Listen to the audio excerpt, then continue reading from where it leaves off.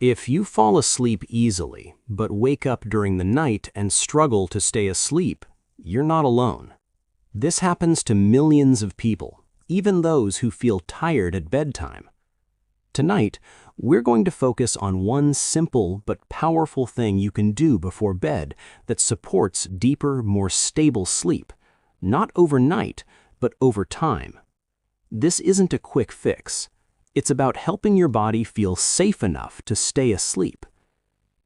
Falling asleep and staying asleep are controlled by different processes in the body.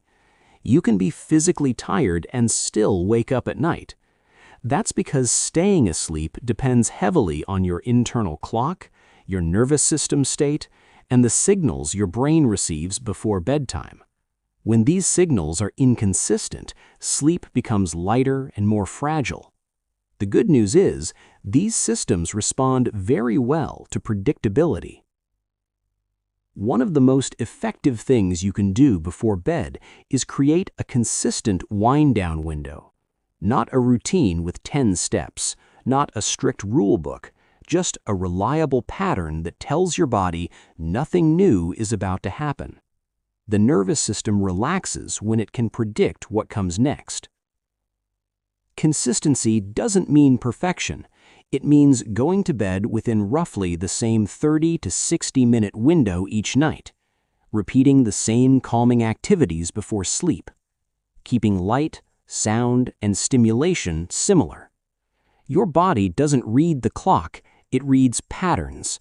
When those patterns repeat, sleep becomes more stable. Choose a 60 to 90-minute period before bed that is clearly different from the rest of your day. During this time, avoid starting new tasks, avoid emotionally intense content, avoid problem solving. This doesn't mean doing nothing, it means doing things that don't demand alertness. Examples include light stretching, calm music, reading something non-stimulating, or preparing for the next day.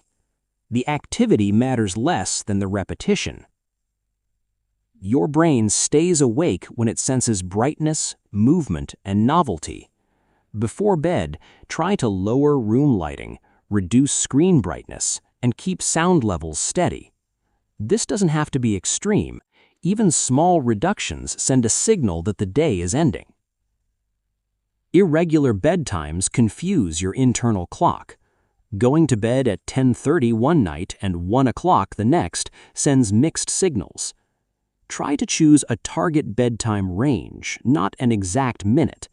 For example, between 10:30 and 11:15, or between 11 and 11:45. This flexibility reduces pressure while maintaining rhythm. Waking up briefly at night is normal.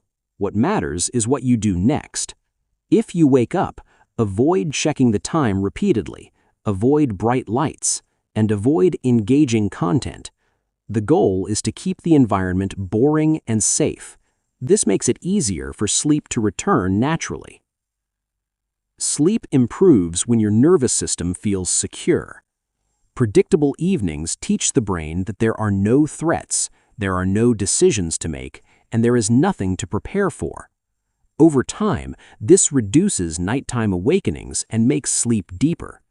This process is gradual, and that's a good thing. Gradual changes tend to last. The biggest mistakes people make are trying to force sleep, changing everything at once, expecting instant results, and blaming themselves for wake-ups. Sleep responds best to patience, not pressure. If your sleep has been disrupted, it doesn't mean something is wrong with you. It usually means your body has been asked to stay alert for too long. With consistent signals, it often remembers how to rest. If this approach made sense to you, the next video explains why your body wakes you up at the same time each night. Understanding the signal makes the solution clearer.